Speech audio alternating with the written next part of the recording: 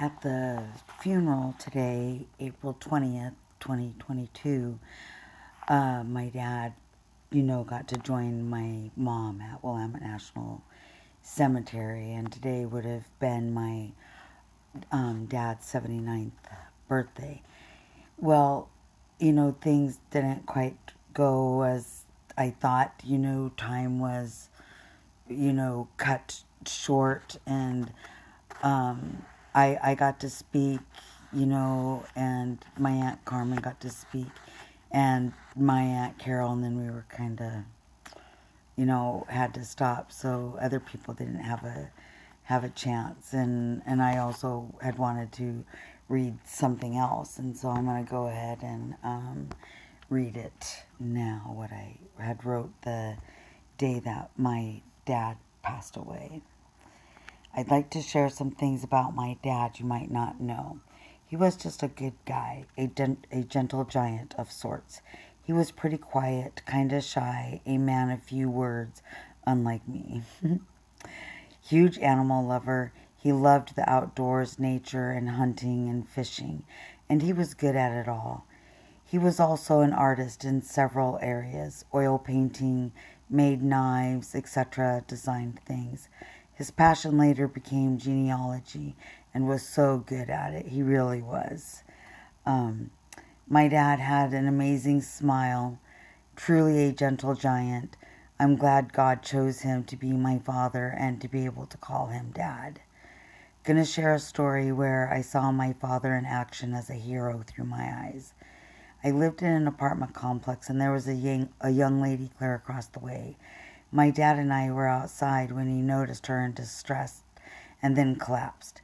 My dad flew to her, swooped her up like in the movies, serious, and took her to the ER, where she learned she had a tubal pregnancy. We stayed with her the entire time until after her emergency surgery.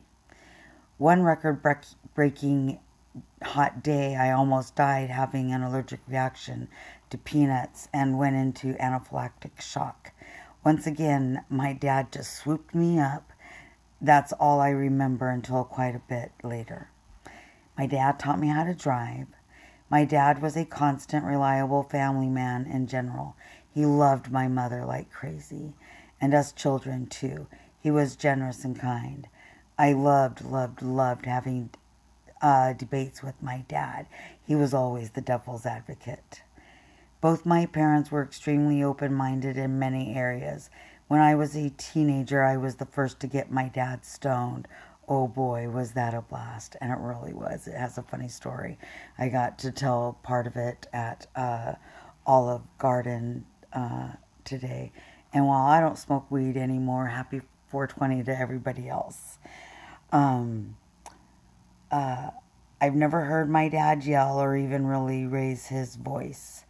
My dad gave me my first oddities, a turtle shell I still have from Fayetteville, North Carolina, where I was born, and a cat skull I still have.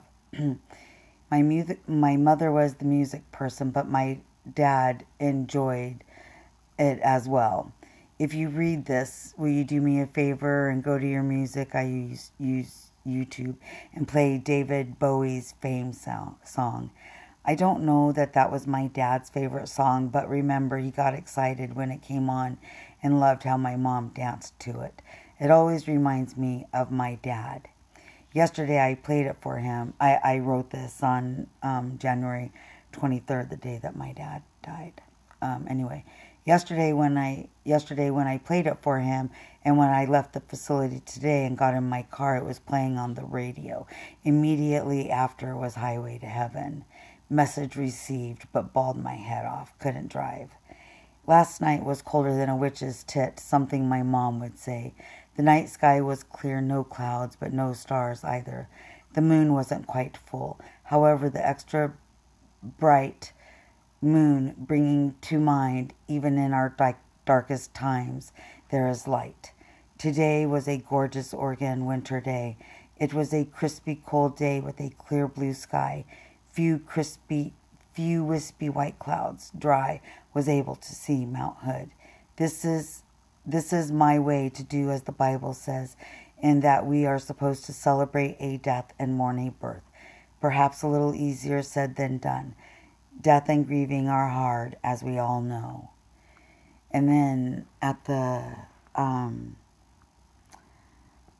memorial, I got to read something else that I had wrote. This one's a lot shorter, so I want to read that as well. So I'm reading this at Willamette National Cemetery. And so it says, 1 year and 2 days ago, I was here at Willamette National Cemetery with my dad and 2 of his sisters, Sandy with a broken ankle and Carmen.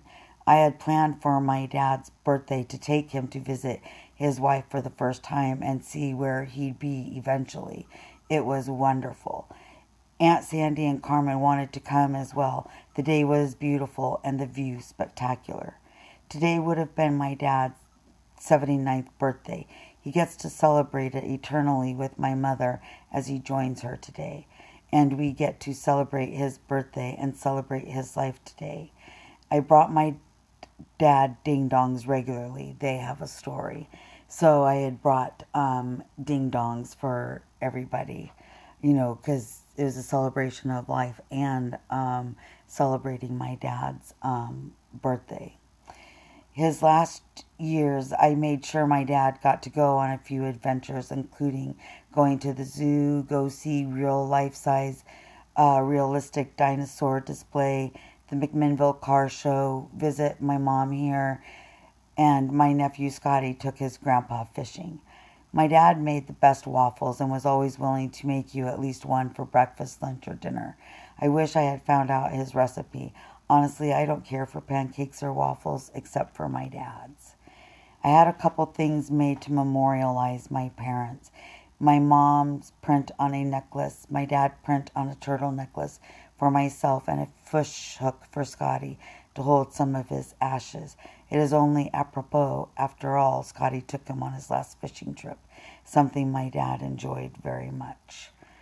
And, I also just want to say that my niece AJ, was really helpful, and the whole thing, and I'm grateful for her help. That it was a team effort, and that his sisters got to come, and that my brother Danny and Jamie came, and yeah, I think my dad would be proud, I hope. Anyway, thanks for watching and learning a little bit about my dad, and thank you.